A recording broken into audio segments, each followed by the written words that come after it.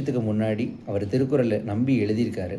என்ன நம்பி எழுதியிருக்காருன்னா, நம்மளுடைய சந்ததியர்கள் இதை படித்து வாழ்க்கையில் முன்னேறுவாங்க அப்படின்ற ஒரு எண்ணத்தோடு எழுதியிருக்காரு. நீங்கள் வேணால் யோசிச்சு பாருங்கள். 2000 வருஷத்துக்கு முன்னாடி ஒரு விஷயம் இருந்துச்சுன்னா, அது தொன்று தொட்டு இன்றைக்கும் பின்பற்றப்படும் அப்படின்னா, அது திருக்குறளாக மட்டும்தான் இருக்க முடியும். அப்போ அவர் மனசில் எவ்வளோ ஒரு உறுதியான எண்ணம் இருந்திருக்கும் திருவள்ளுவருக்கு அப்படின்றத நினச்சி பாருங்கள். அதே தான் மகாகவி பாரதியாரும் சொல்கிறாரு, திண்ணிய நெஞ்சம் வேண்டும், தெளிந்த நல்லறிவு வேண்டும் அப்படின்னு. அதனால தான் மகாகவி பாரதியார் வெறும் 39 வருஷம்தான் வாழ்ந்தார். ஆனால் அவரோட பாடல்கள் தேசிய பாடல்களாக மாறினது. அவர் தேசிய கவியாக மாறினார், மகாகவியாக இருக்கிறார்.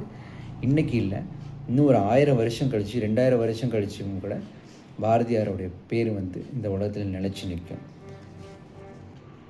அதே மாதிரி தான் ஐயா அப்துல் கலாம் அவர்கள், அதே பாவேந்தர் பாரதிதாசன் அவர்கள், வேலுப்பிள்ளை பிரபாகரன் அவர்கள் ஈழத்துக்காக போராடினவர். ஈழம் கிடைக்காதுன்னு எத்தனையோ பேர் சொல்கிறாங்க. நீங்கள் ஒரு முதலமைச்சர் ஆகிக்கோங்கன்னு எத்தனையோ பேர் அவருக்கு வாய்ப்பு கொடுத்தாங்க. இல்லை, கண்டிப்பாக ஈழத்தை அடைஞ்சே தருவேன் அப்படின்னு சொல்லி வேலுப்பிள்ளை பிரபாகரன் அவர்கள் நினச்சார். இன்றைக்கும் இவ்வளோ பெரிய போருக்கு பின்னாடியும் இந்த ஈழத்துக்கு இவ்வளோ ஆதரவு இருக்குன்னா அதுக்கு காரணம் அந்த மனிதனுடைய உறுதியான எண்ணம் தான். அது கண்டிப்பாக ஒரு நாள் நிறைவேறும். அது வரைக்கும் நம்ம காத்திருப்போம். நன்றி, வணக்கம்.